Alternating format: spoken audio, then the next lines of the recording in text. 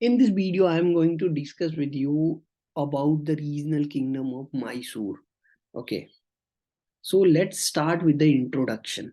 Okay, so Mysore originally was the viceroyalty of the Vijayanagar Empire during the 16th century. So, what does it mean, the viceroyalty of the Vijayanagar Empire? So, viceroyalty means it was under the rule of the viceroys.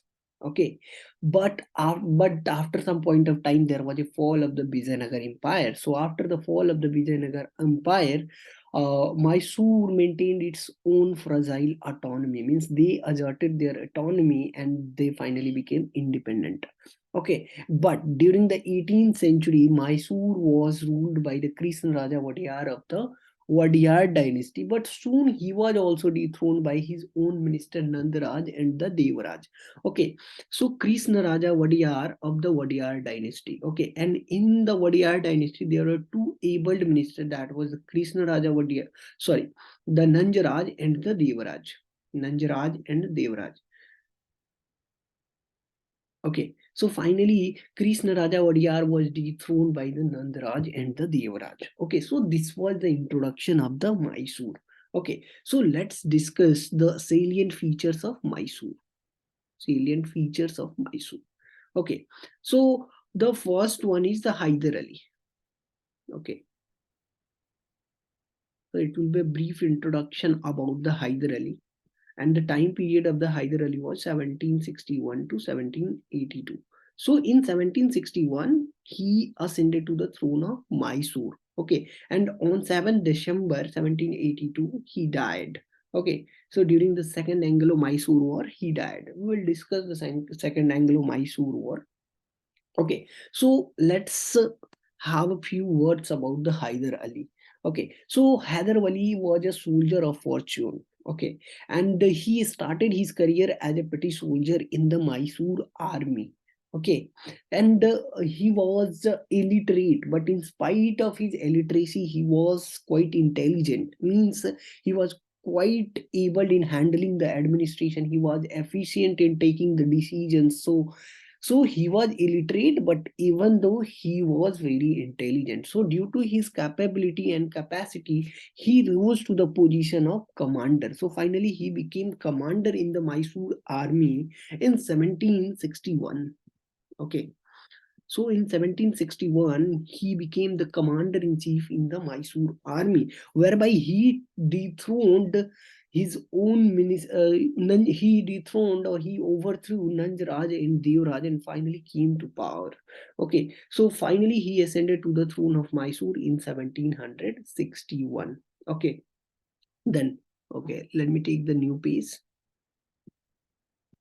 Okay, so then what happens? So another salient feature was that Hyder Ali took the help of the French, and at that point of time, we all know that the Anglo-French rivalry was there.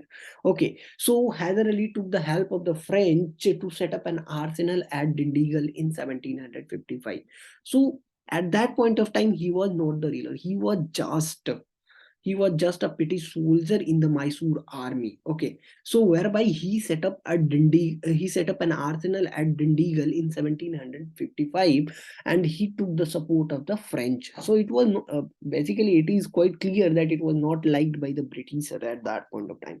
And finally, he organized his army using Risala system. Okay, so what was the Risala system? Okay, under this system under this system, there was a militarical unit. Okay, and these were the militarical unit, suppose, and each militarical unit is called as the Risala.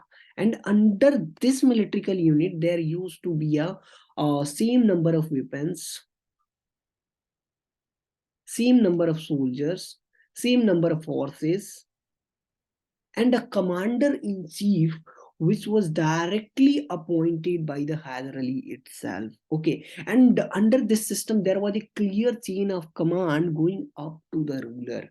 Okay, means if there is any grievances of soldier, then soldier cannot directly approach to the Hyder Ali. So the soldier has to convey the message or their grievances to the commander, and finally commander was allowed to communicate with the Hyder Ali. Okay, so this was a clear chain of command. Okay, so this was the Risala system, and at that point of time, there were 10 Risalas in the Mysore army. 10 Risalas in the Mysore army. Okay, and the second salient features, another salient features was the centralized military administration. Okay, centralized military administration, military and revenue administration. Okay, so what was centralized revenue administration? It was centralized revenue administration was also known as military fiscalism. Military fiscalism. Okay, and what was that? Okay, so the land revenue system of the Mysore was based upon the detailed survey and the classification of land. Okay, so what was that? Means the land was first surveyed. Okay, means the territory of Mysore. Suppose this is the territory of Mysore. So all the lands in the territory was not of equal richness, of equal fertility. Okay, so the land was first surveyed and then it will be classified as per the fertility of the land. Okay, and after the survey and the detailed classification, the taxes were directly imposed. Okay, so the taxes were directly imposed on the peasants. Okay, and a salaried officer was appointed to collect the taxes from the peasant. Means that in the Bengal there was a situation that the jamindars were responsible for collecting the revenue, and here a salaried officer was appointed who will collect the taxes from the peasant, and directly it will be saved or it will be credited into the royal treasure of the Mysore. Okay, so it means that there is no concept of middleman in this. Okay, so what happens in the Bengal situation? So suppose a person is appointed as a jamindar. Okay, so a person is appointed as a jamindar of Bardwan. Okay, and Bardwan at that point of time was not that much developed area in Bengal. So that person, what they did, that they also in turn appointed another person to collect the revenue. So finally they appointed another person to collect the revenue, and he collect the revenue and he will give it to the jamindar of Bardhaman, and the jamindar of Bardhaman finally pay the salary to that appointed person. Okay, and to live with the luxury, the jamindar of Bardhaman finally shifted to the Calcutta. So it was that. So it was the middleman. So jamindar were the middleman. So direct communication was not established. There was no channel of communication between the peasants, and we can say that the whoever the ruler was that at that point of time. So it was the concept of the middleman. So there was a jamindar who in turns appointed another person to collect the revenue. It was onus on the jamindar to collect the revenue, but they were shrugged off their duties. Okay, so this was that. So the salaried officer was appointed to collect the revenue. Okay, and the revenue was collected in cash. Okay, and it increased the revenue of Mysore enormously. Okay, so this was the concept of the military fiscalism. Okay, or we can say that the centralized revenue administration. Okay, so the next one, the development in agriculture, another salient features, the development in agriculture. Okay, so to expand the resource base, the irrigation facilities were introduced. The new irrigation facilities were introduced and the old irrigation facilities were repaired. Okay, and they promoted the sericulture. Okay, so they promoted sericulture in the entire region of Mysore. Okay, means sericulture means the cultivation of silk. Okay, and they also developed the trade contacts with the foreign countries like Turkey, Afghanistan, and the Arabs. Okay, so this was the salient features of the Mysore. Okay, so now let's discuss about the reason for the outbreak of the Anglo-Mysore War. Okay, So before discussing the region, let me draw a rough map. Okay, so let me draw a rough map so that you can understand. Okay, so suppose this is the area of Mysore, and here the area was Nizam of Hyderabad. Okay, and this was the area of Carnatic where the Britishers were there. Carnatic, and this was the area of Travancore. So this was the area of Travancore. Okay, and here there was a port called Mahe Port, and here Mangalore also. Mangalore was there also, and here the Maratha, the biggest empire of Marathas. Okay, so if you can see that there will be a territorial conflict between the Nizam of Hyderabad because they all were sharing the border with each other. Okay, so I have drawn the rough map. Okay, so there was a territorial conflict between the Maratha and the Mysore. There was also a territorial conflict between the Nizam of Hyderabad and the Mysore. There was also a territorial conflict because here, in the Carnatic area, the Britishers were already there, and Britishers supported the people of Travancore also. So this was the territorial conflict. And what was the reason? The first reason is the rapid territorial expansion. The first reason is the rapid territorial expansion. And what was that? So in a few years under Hyder Ali and later under Tipu Sultan, Mysore territory was stressed from Krishna river in the north. Okay, so in the north there was a river Krishna, and to the Malabar coast to the south. So let me see you. So this was the Malabar coast in the southwest area. Okay, so this was the Malabar coast. So their extension was to the Krishna river in the north and the Malabar coast to the south. Okay, so the Malabar coast to the southwest area. Okay, and finally their expansion to the Travancore was also resented. Okay, so means they tried to expand their territory, and due to this, they came in confrontation with the Nizam of Hyderabad, the Britishers, and the Marathas. Okay, the second reason of the outbreak was the Anglo-French rivalry. So the second one was the Anglo-French rivalry. So I have already discussed a few points. Okay, so the Anglo-French rivalry fueled this situation. Okay, so Britishers now hereby Britishers started to doubt the intention of Hyder Ali when Hyder Ali took the help of the French to set up an arsenal at Dindigul in 1755. So at that point of time, so the Anglo-French rivalry was also developed in this area also. Okay, so the second reason was the Anglo-French rivalry. Okay, and the third was Mysore control over the trade. Mysore control over the trade, over the rich trade of Malabar coast, we can say that over the rich trade of Malabar coast. Okay, so Mysore control over the large part of the Malabar coast was seen as a threat by the British East India Company in cardamom, black pepper, and the sandalwood. So three most important products were the cardamom, black pepper, and the sandalwood. Okay, pepper and sandalwood. So they had the entire control over the Malabar coast in the trade with the cardamom, black pepper, and the sandalwood. And in 1785, Tipu Sultan imposed restriction on the export of black pepper, cardamom, and the sandalwoods from the port lying within the territory of the Mysore. So the Mahe port. Okay, so Mahe port was lying here. There was a Mahe port.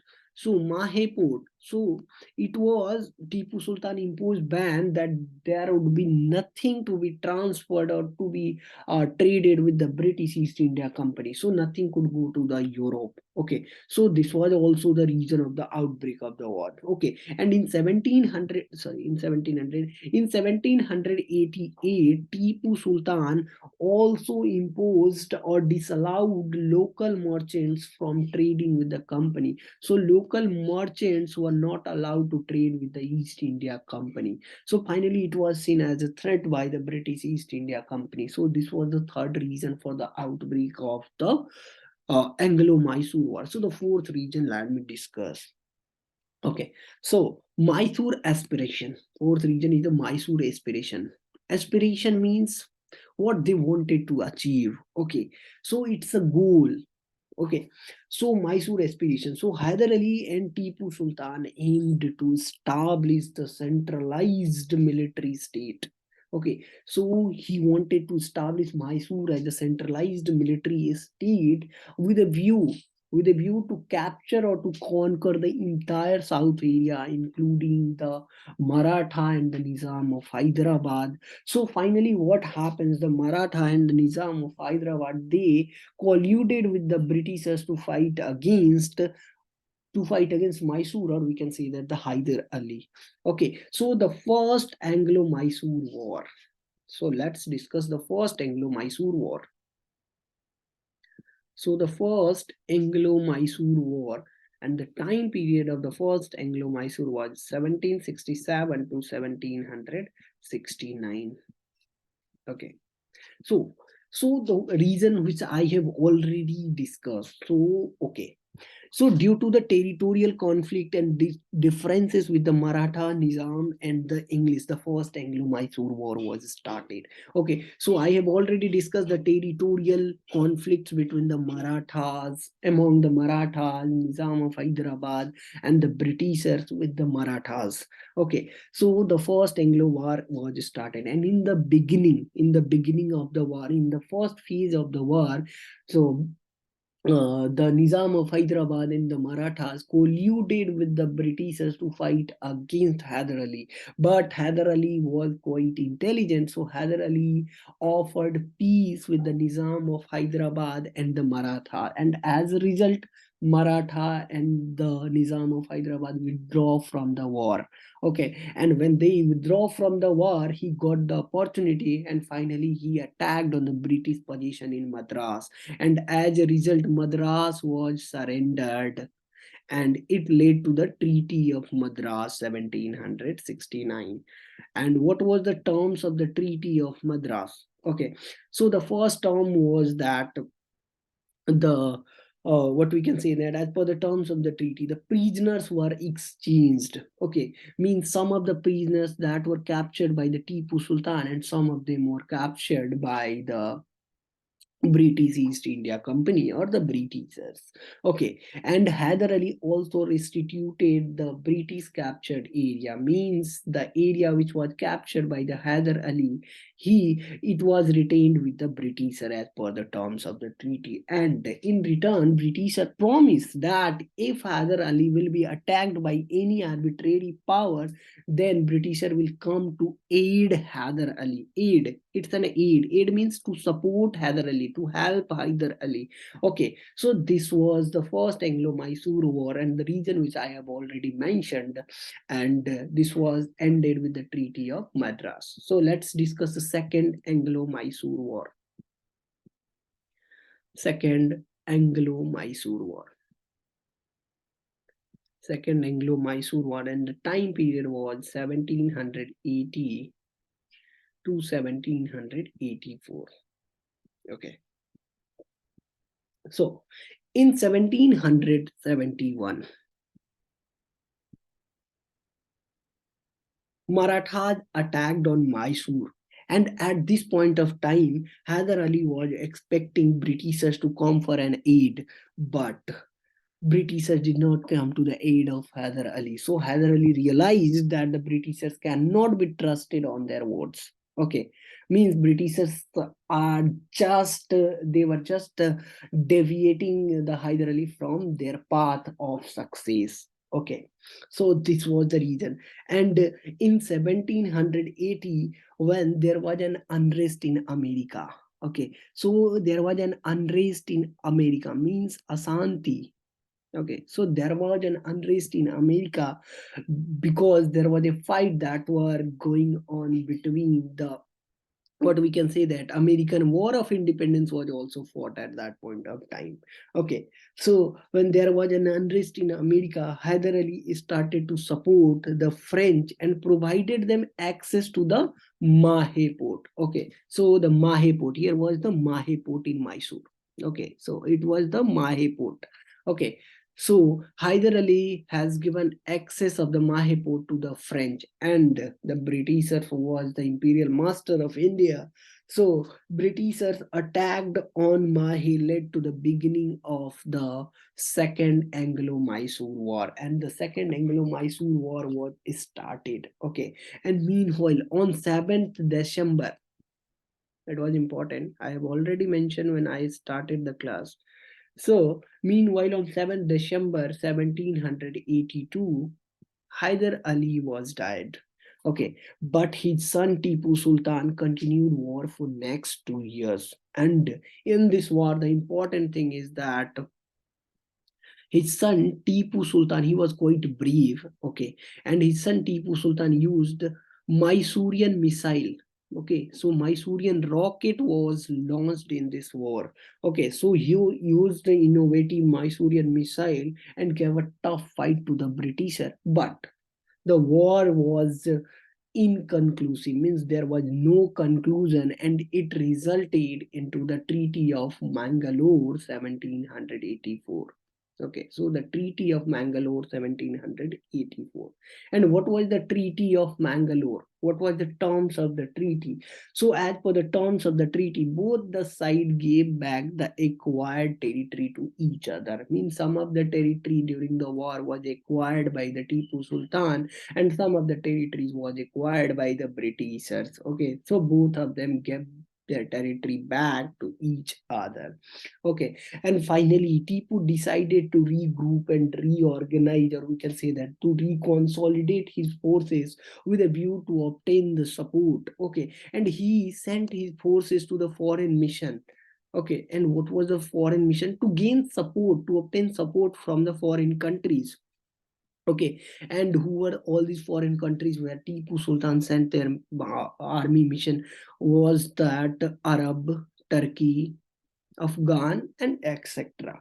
Okay, and finally, Tipu attacked on Travancore. So I have already discussed where is the Travancore. So here, so Tipu attacked on Travancore, and Travancore at that point of time, the people of Travancore had a cordial relationship with the British East India Company. So finally, Tipu attacked on Travancore, led provided the context or led to the Third Anglo-Mysore War.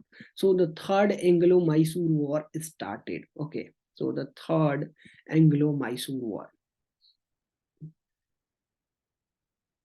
Third Anglo-Mysore War, and the time period was 1792, 1792. And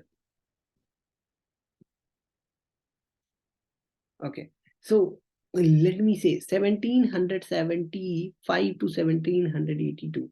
There was a time, it was a contemporary time where the English East India Company or the Britishers were fighting a first Anglo-Maratha war. Okay, so the Marathas and the Britishers were embroiled in a bitter war called First Anglo-Maratha War during the 1775, and it was ended in 1782 with the Treaty of Salbai.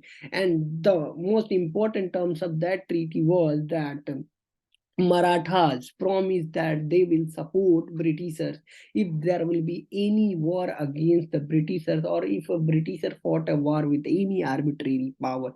So Treaty of Salwai ensured the support of the Maratha to the Britishers. Okay, so it was reflected in the Third Anglo-Mysore War. Okay, so in the Third Anglo-Mysore War, the English were led by the Lord Cornwallis. Lord Cornwallis. Okay, so at that point of time, English were led by the Lord Cornwallis, and who ensured the support of Marathas and Nizam in this war. Okay, So Marathas, I have already told you. I will discuss the first Anglo-Maratha War, where I'll be discussing the Treaty of Salbai in detail.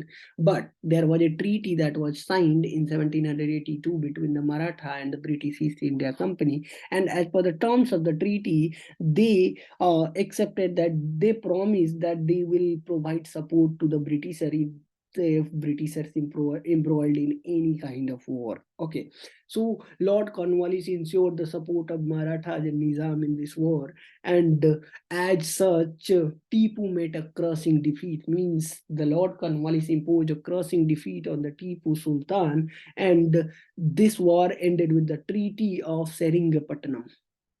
And Seringapatam was the capital of Mysore at that point of time. Okay, so Treaty of Seringapatam 1792. And what was the terms of the treaty? It is most important treaty. Okay, so Tipu gave half of the Mysorean territory to the English and their partners. Okay, so half of the territory was taken away by the British East India Company. Okay, and Tipu also paid 3.3 crore rupees to the British as war indemnity. War ka harjana was 3.3 crore. Okay, so it's a huge amount at that point of time in 1792, 3.3 crore. You can expect that what amount I'm talking about. Okay, so this was the third Anglo-Mysore War and the Treaty of Seringapatam, and the last, the fourth Anglo-Mysore War. Fourth Anglo-Mysore War, 1791. This was started in 1791 and ended in 1799 only. Okay, so in 1791 we have the idea that a person who was appointed as the new governor, and his name was Lord Wellesley in 1798. Okay, and he was quite imperialistic at its core. Okay, and he falsely charged seated Tipu Sultan for plotting against English with the help of French, Afghanistan, and the Arab people. So he falsely charged seated that Tipu is planning and plotting against the Britishers with and he was seeking the support of Afghans, French, and the Arab. But it was falsely charged seated Tipu Sultan, and Tipu Sultan finally the war began on 17th April 1999 and ended on 4th May 1999 with the fall of Seringapatam and the death of Tipu Sultan. So finally Tipu Sultan died on 4th May 1799. So there was no treaty, but Mysore Britishers right now annexed the Mysore, and Mysore was again placed under Wadiyar dynasty, but it was brought under subsidiary alliance system. So let's discuss subsidiary alliance system also here.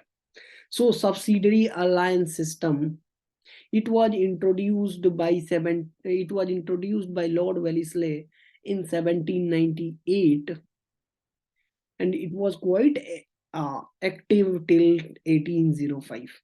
Okay, so and it played a major role in the expansion of the British territory in India. Or also, it provided huge support for to build to the British to build a strong army at the expense of the Indian rulers and at the from the payments of the Indian exchequers. Okay, so in 1798, it was introduced by Lord Wellesley. And what was the provisions of the subsidiary alliance? The first provision was that any rulers who is entering into the subsidiary alliance system, then they will have to accept the British army within their territory. So the first thing was the British army in their territory. And moreover, they had to bear the maintenance cost of that army, and if the payments required by the alliance are not paid within the stipulated time, then some part of the territory can be taken away.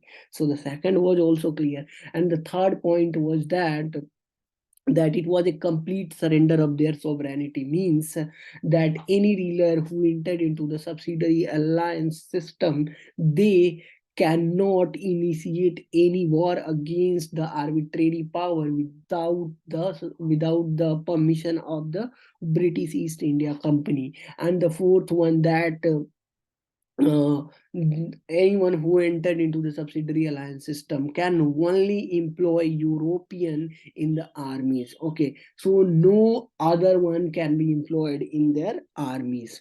Okay, and finally, the fifth one, the Britishers undertook to protect the state which are in the subsidiary alliance from internal and external danger. Okay, so this was the provisions of the subsidiary alliance system. So I hope I have cleared all these things, and have a good day. So let's finish Mysore here only. Okay, so bye.